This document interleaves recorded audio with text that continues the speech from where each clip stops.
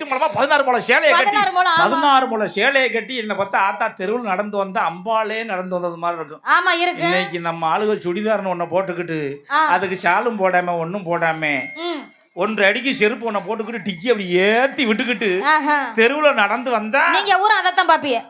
எதுக்கு நம்ம சேலைக்கு எதுக்கு மாறா எதுக்கு கொடுத்திருக்காங்க? மானத்தை மறைக்கத்தானே. ஆமா. அப்ப சுடிதாருக்கு ஷால் ஒண்ணு குடுக்குறான்ல அதை எடுத்து போட்டுக்கிட்டு வரணும்ல. என்னதான் நாகரிகம் பெருகுனாலும் நைட்டி போட்டுட்டு வந்த பிள்ளைக்கு இந்த துண்டு எடுத்து போடுமா மேல அப்படி சொல்லணும்ல. சொல்லணும் தான். அன்னைக்கெல்லாம் லெக்கின்ஸ் யாரு போட்டா தெரியுமா? யாரு?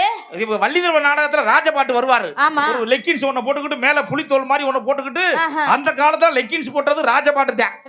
இன்னைக்கு நம்ம ஆளு கிளவி கொமரி கிளவி எல்லாம் சாக போற கிளவி கூட லெக்கின்ஸ் போட்டுக்கிட்டு தெரியுது. அதுலயும் பாத்துக்க சுடிதார்லாம் முதல்ல இங்க கிழிச்சு விட்டுருப்பாங்க ஓபன். இங்கே கெண்டக்கால்ல இருக்கு ஓபன்ல இருக்கும்.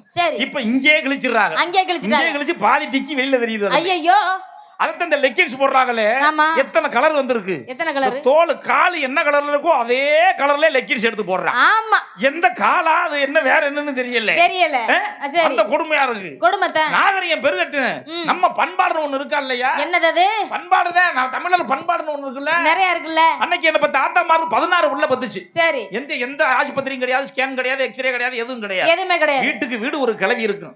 தண்டட்டி ஓட்ட கிளவி தமிழச்சிங்கிற அடையாளத்தோட வீட்டுக்கு வீடு ஒரு கிளவி இருந்து புள்ளைய பிரசவம் பார்த்து இப்படி